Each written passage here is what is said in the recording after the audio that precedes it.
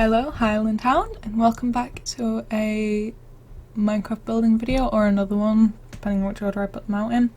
So as you can see here, I've made a small village with a couple of different styles of wood and stuff, very high-end, small apartment style builds. Just simple two-story, quite small. It looks a lot larger than it is, and I'll explain why as the video commences. But I started with a layout, even though I'd done it raised in my village. That was because I wanted to do it raised in the village, slash that's how I ended up doing it. And yeah, so I started by trying to plan out where I wanted to go. I was referring back to that video clip that you've just seen, instead of flicking between two worlds. No, I think about it, it would have been a lot smarter just to take pictures from each angle, and I've now got hiccups, whereas I've started recording. But you'll see that I realise as I'm looking back at this video that it is a 1 block entrance, not a 2 block entrance. So I messed around with that a little bit, and then I also realised that I didn't have them pillared. I had them like that, and for some reason I'd done it an extra wide block when I realised I could just do it slightly smaller, so I decided to do it slightly smaller instead of going slightly larger. That just made more sense to me, because well, of course I was going for compact. All the internal ones, like the two there, they are both pillared, just because internally it looks smarter to me to be pillared, and externally I liked having that front-facing block. Now the windows are slightly different here, but I wanted to keep that like fancy-ish design, so I went for, well, you can see what I've gone for there. I thought that it looked really modern, you know, contemporary style. And then I just fill in all the walls. I'll go back and edit the walls later to be what I want them to be.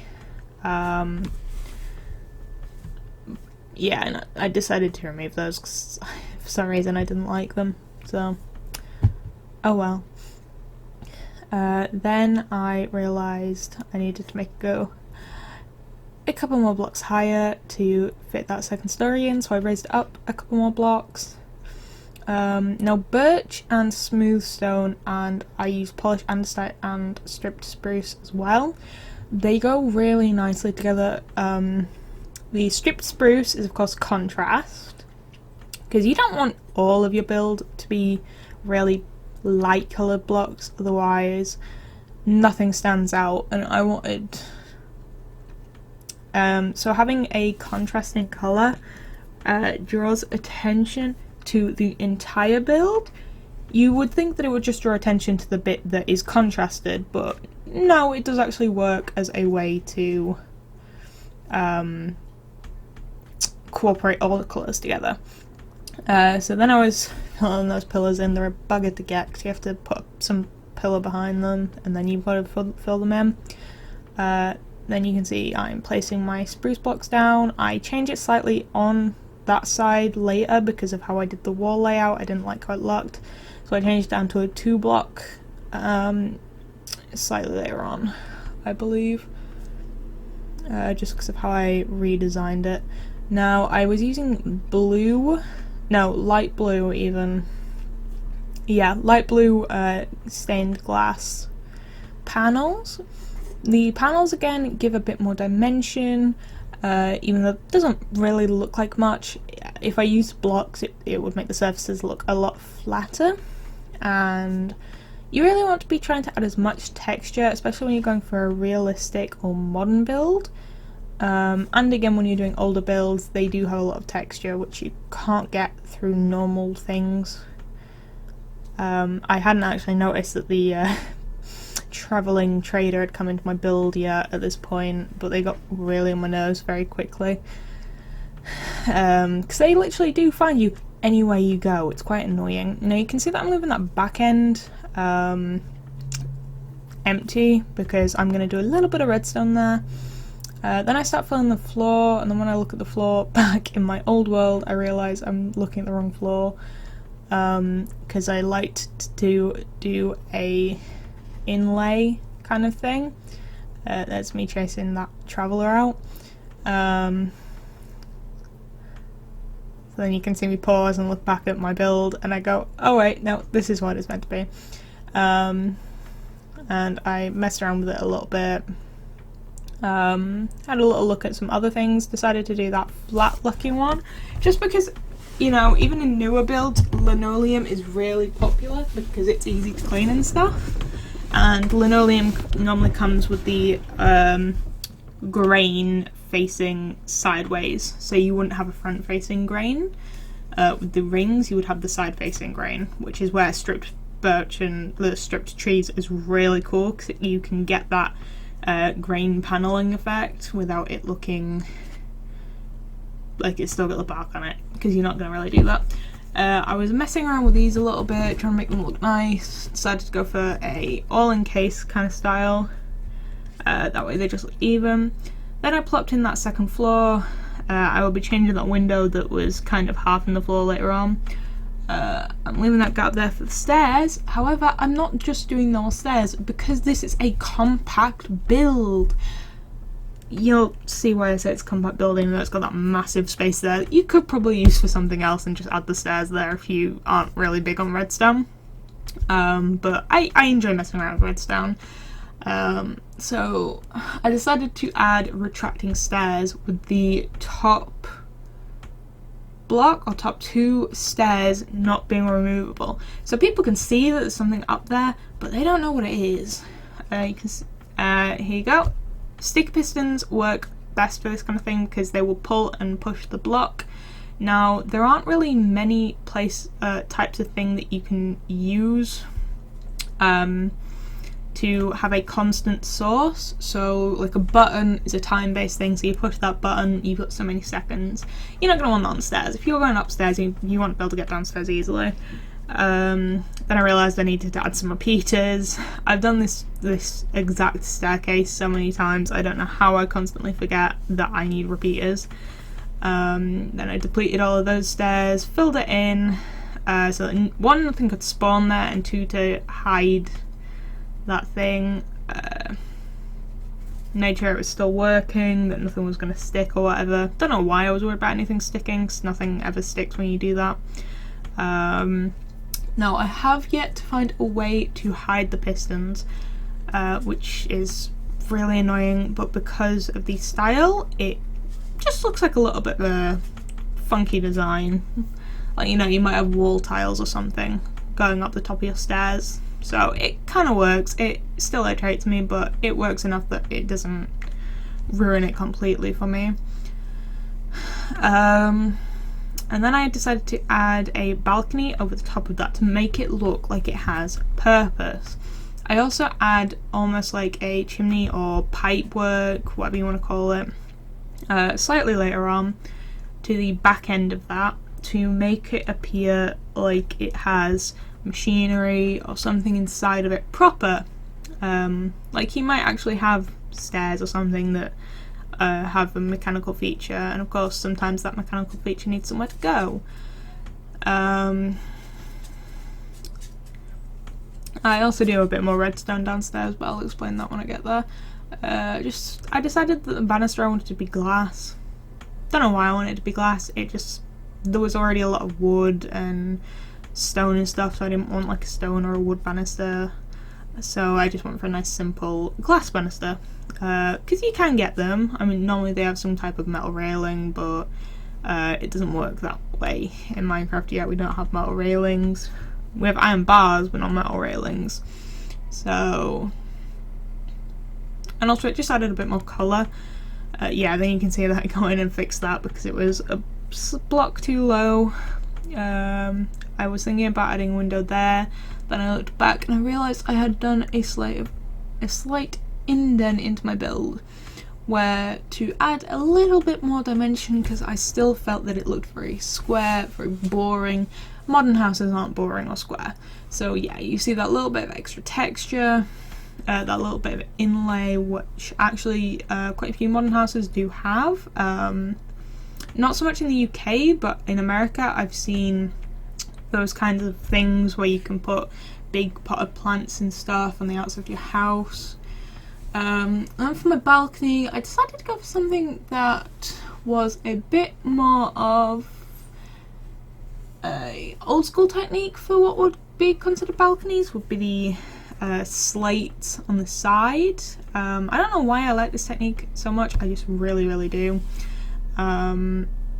You basically just put a stack of them on the top section of each thing, gives them a half block gap between each one, and then you can add some things on that second one, and I remove that bottom rung and replace it with some more wood.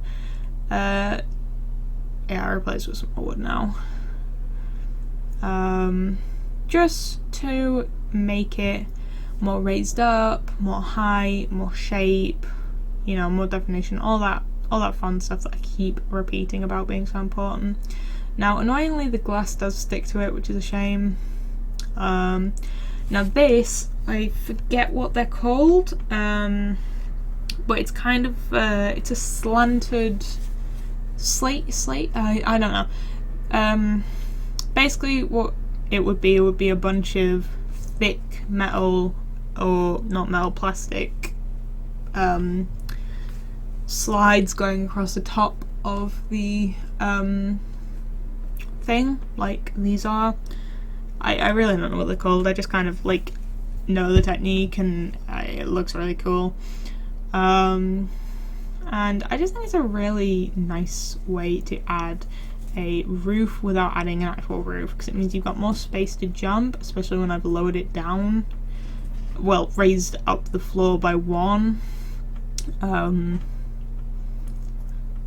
It just gives your character a little bit of height to jump, especially in this game mode, and it looks pretty nice. Here I was deciding about whether to make that a one block entrance, and I decided, nah, I don't think I will do that. And at this point I was like, oh, you know what, I will add the redstone that I had. Now, I had decided to do a switching block. Now again, compact house, you're going to want to free up as much space in this house as possible, right? So I made a hole in the ground for all my redstone. The half slabs, redstone signals can go through those. They are great if you want to put something, like a button or something, one block higher than you would normally.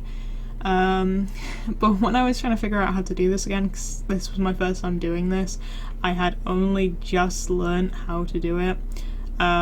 Firstly, I messed up with that redstone repeater right there, because that should have been facing the other way, which I realised slightly later on.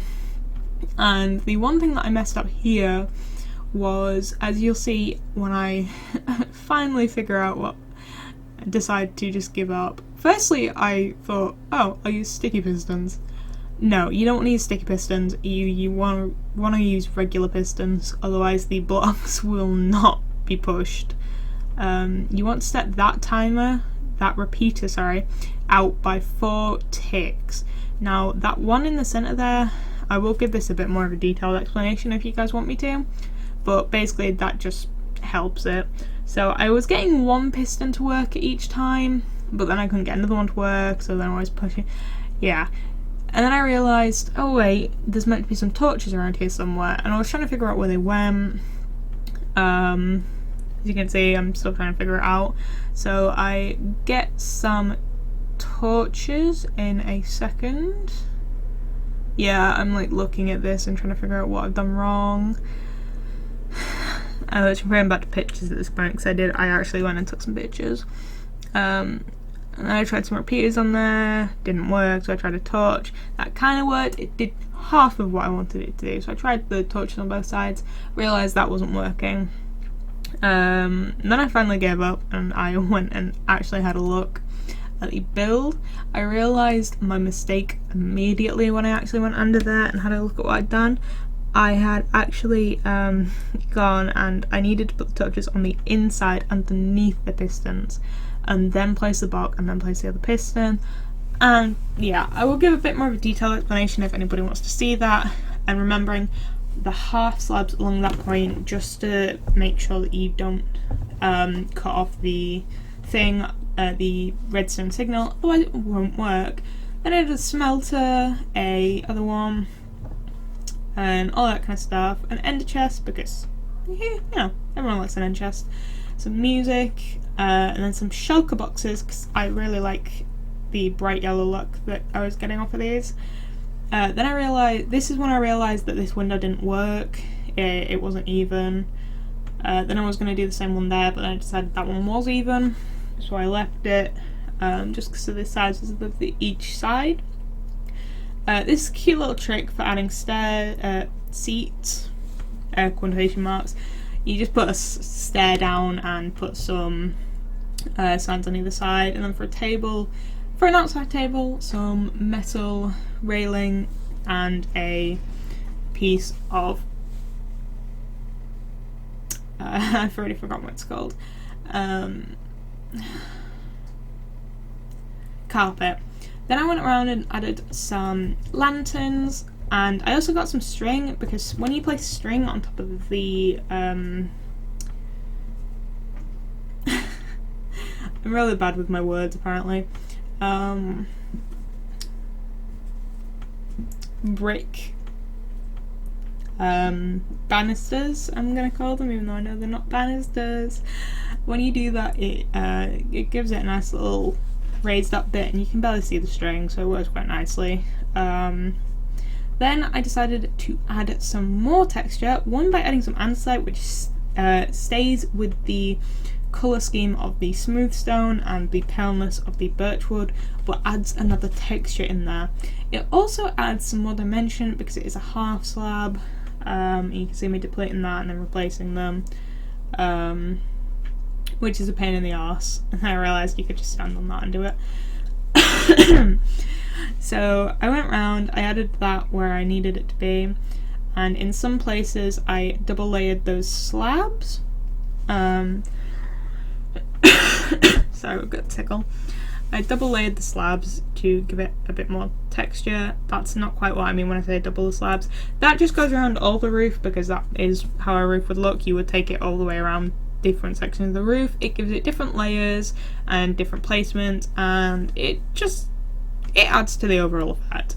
Then I decided I want slightly rounded edges, so I doubled up. This is what I mean when I say doubled up. I did this. And then I removed some of the blocks slightly later on, just because I felt like they were a bit too much. Oh, and this is where you'll see me actually start to build this exhaust area once I place the end rods down, because they match and they're good for lighting. Of course you don't have to do that, I just do it for the sake of stopping any monsters spawning, even though I'm in a creative world. Then yep, doing that little bit of pipe work just to make it look like there's something there, like exhaust pipes or whatever. Thinning that out just a touch, and also giving it a bit more of a less sharp shape and more of a curved shape, which you would kind of want on a roof like this. Banners are optional, but I think that just they add some colour to a very plain and very bland build. And then I was just about done at this point after I added some lanterns. So then I went in and furbished it a little bit more. Or I do unfurbish it a little bit more once I've checked that there's nowhere else I can place some lanterns. Everywhere else is on the top slab, so it doesn't work. So then I went upstairs, got some armour stands, because I like armour stands. Some more yellow carpet to go around the bed. Oh, and a grindstone and a cutter, because he doesn't want that. Then I plopped a sofa down, just a cute little two-seater sofa, even though that's room for house for one person. The good thing about these is that they are really, really quick to make. Oh, bookshelf slash bedside cabinet, and then a clock. Because, you know, everyone has a stock alarm clock and a bedside cabinet, don't they? If you don't, then you're missing out. They're incredibly useful. Then some slightly incomplete armor sets and some dyed ones. But yeah, these are good houses if you're wanting to build in a group but you all need your own place. See, making use of that hidden crafting table, and then popping on some armour. But I find these very useful because they're small, they're compact, you can fit a lot in one area, which means that you can have quite a few people having different styles of houses, and it's slightly different feel to the house. You can do this with different types of blocks, which I'll talk about in another video when I go around my village once it's done building. Thank you for watching. If you liked it, then like and subscribe, and I'll see you next time.